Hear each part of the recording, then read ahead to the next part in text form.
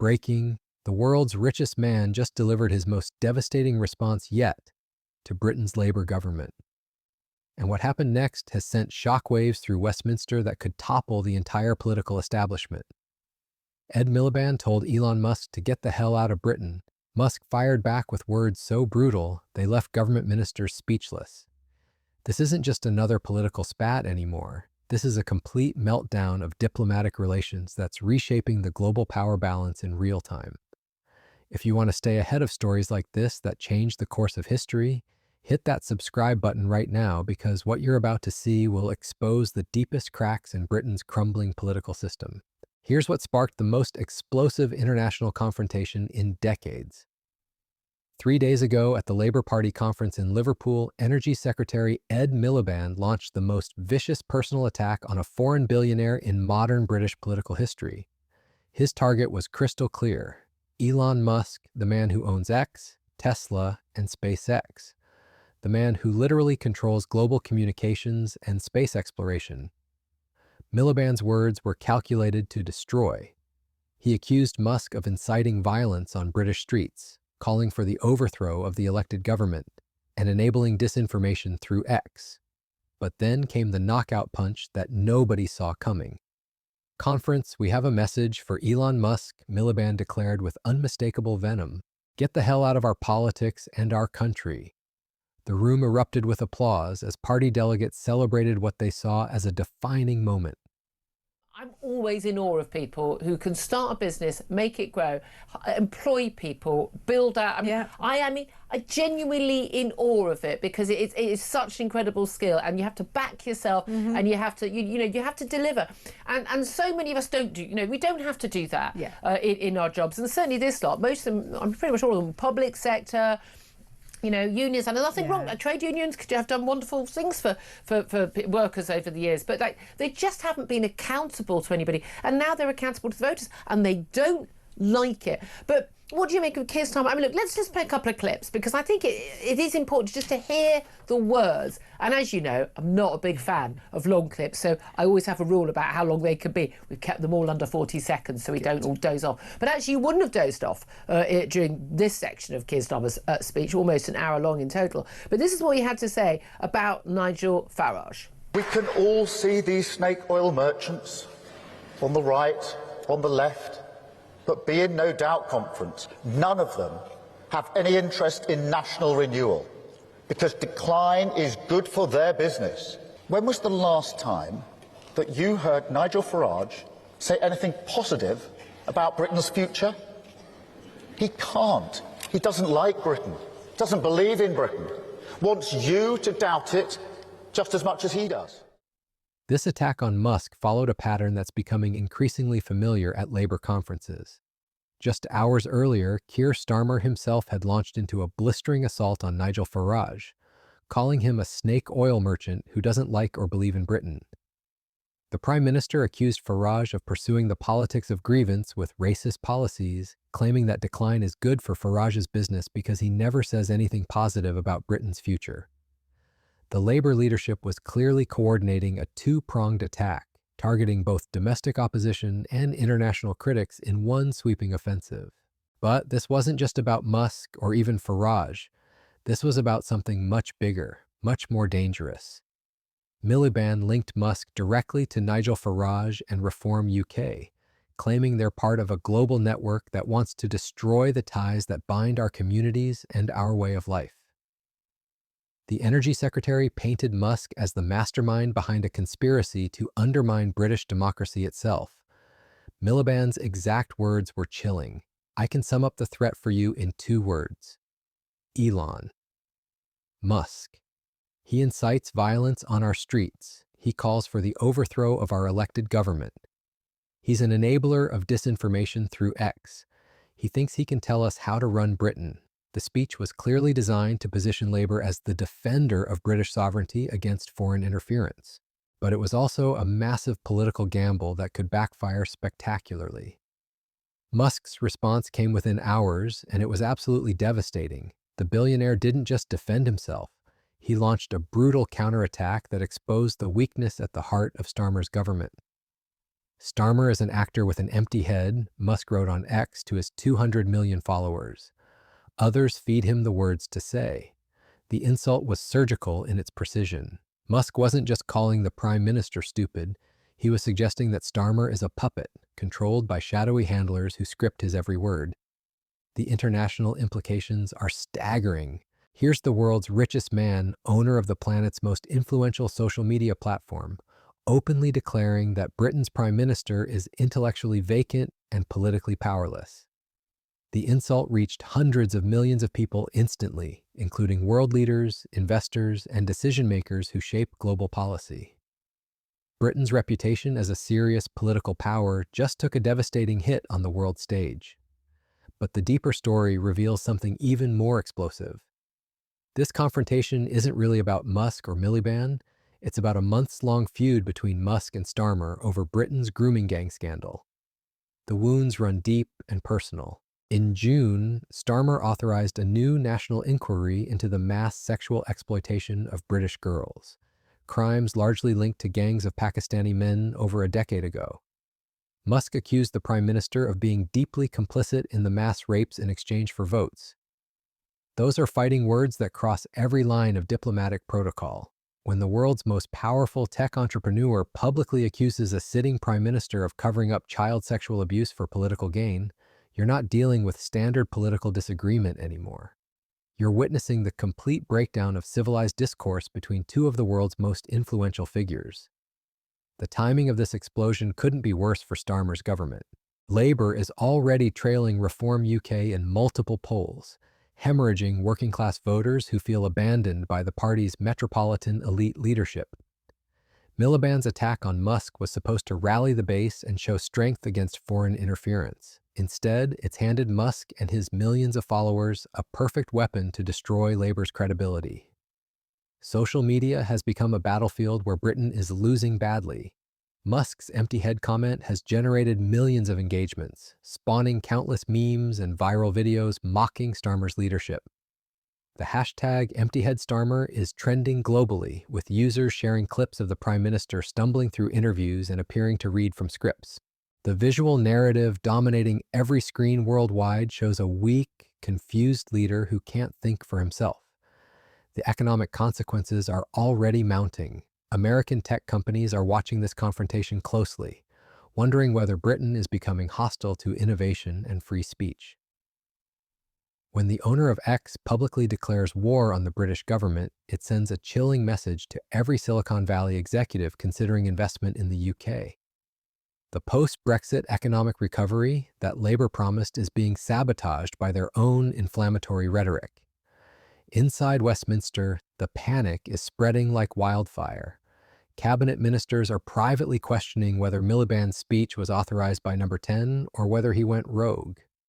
Either scenario is politically toxic. If Starmer approved the attack, he's responsible for escalating a diplomatic crisis with one of the world's most powerful men. If he didn't approve it, he's lost control of his own cabinet. The international media coverage has been brutal for Britain. Headlines worldwide focus on Musk's empty head insult, portraying Starmer as weak and ineffectual. From Washington to Tokyo, the story isn't about British sovereignty or democratic values. It's about a prime minister being humiliated by a tech billionaire who commands more global influence than most world leaders. Farage and Reform UK are capitalizing on the chaos with surgical precision. They're positioning themselves as the real defenders of British values against both foreign interference and domestic incompetence. While Labour fights with tech billionaires on Twitter, Reform is connecting with voters who care about housing, immigration, and economic security. The political realignment that's been brewing for months is accelerating at breakneck speed. Was it, but also you've got the issue of basically inciting violence, not directly, of course, he's not done anything illegal, but basically saying this is an awful human being. Well, you know, when twisted people can justify then violence against someone because they're a bad person, and just in the wake of Charlie Kirk, we've had 2 MPs murdered. murdered in the last 10 years. And numerous threats. I mean, numerous people are behind bars now for threats they've made to elected politicians and campaigners. Nigel Farage himself has to have security. His security has just been downgraded by 75%. On what planet that's happened? That's just immoral. That's happened. But those are three completely separate issues there with that speech. Do you want to take those to task? Yeah, I mean, one of the things that Keir Starmer said, it was the people on the right and people on the left. So what? So this is everybody he's now tarring with a brush. So everybody that's on the left, on the right, who basically doesn't think like he does, then they're wrong. They're bad people. They're extreme. So I mean, yeah, you can't just say I disagree with them and I want to explain to you why I think they're wrong and why my policies were. That's fair. Absolutely. That's political debate. I'd much rather have that. I'd much rather have a conversation with somebody that I didn't agree with, but it was on the line, a sensible conversation that you could understand where they were coming from. You don't agree with it, it doesn't matter, but you can have a grown-up debate. But the I don't agree with your policies, you must be racist and a bad person. That's very different. And this is going to cause some real hag with people like Nigel Farage without security being around. Do you think the average voter who either is saying they're going to vote reform or considering... Farage himself has responded forcefully to Labour's attacks, declaring that Starmer is unfit to be Prime Minister and has descended into the gutter. He's warned that calling Reform UK policies and supporters racist will incite and encourage the radical left, directly threatening the safety of elected officials and campaigners. Farage even referenced the murder of MP David Ames as context for why such inflammatory language from the Prime Minister is not just irresponsible, but genuinely dangerous. This counteroffensive has put Labour on the defensive, forcing them to justify their rhetoric while Reform UK presents itself as the mature, responsible alternative.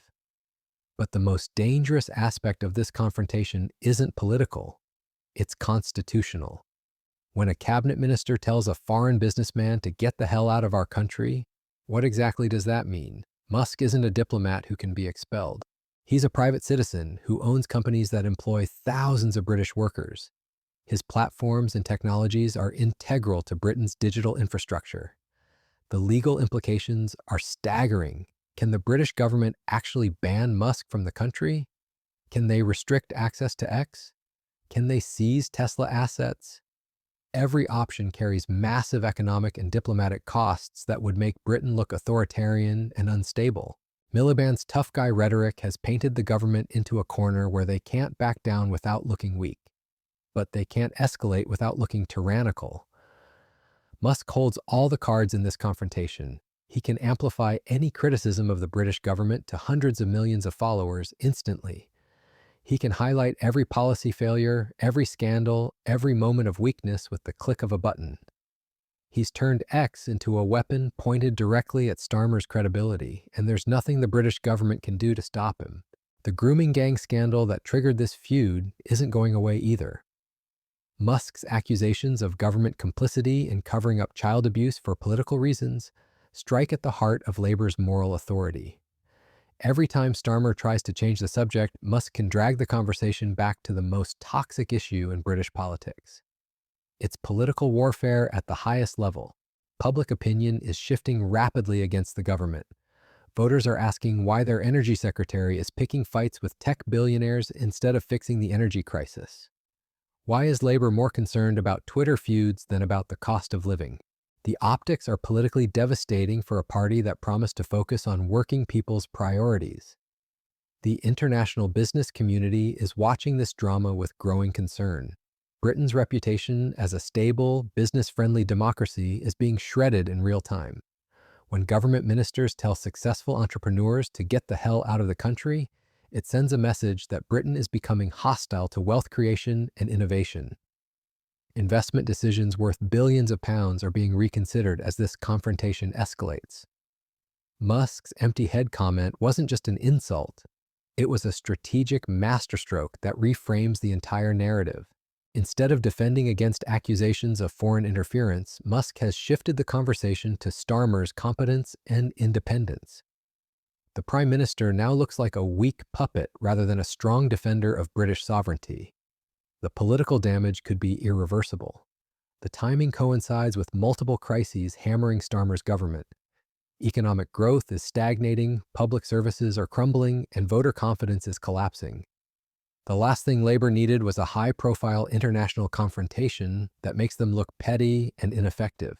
Miliband's speech has turned a manageable political challenge into a full-blown credibility crisis. Social media algorithms are amplifying every aspect of this story because the engagement rates are through the roof. The emotional intensity, the personal attacks, the international implications create perfect viral content that spreads faster than any government response can contain it. Musk understands these dynamics better than any politician on Earth. He's weaponizing the attention economy against his critics. The constitutional implications extend far beyond this single confrontation. If the British government can tell foreign businessmen to get the hell out of the country based on their political opinions, what happens to free speech and democratic discourse? The precedent being set here could undermine the very liberal values that Miliband claims to defend. Musk's influence extends far beyond social media. His companies are reshaping transportation, space exploration, and artificial intelligence. Britain needs access to these technologies to remain competitive in the global economy. Alienating Musk isn't just politically stupid, it's economically suicidal for a country desperately trying to rebuild its post-Brexit prosperity.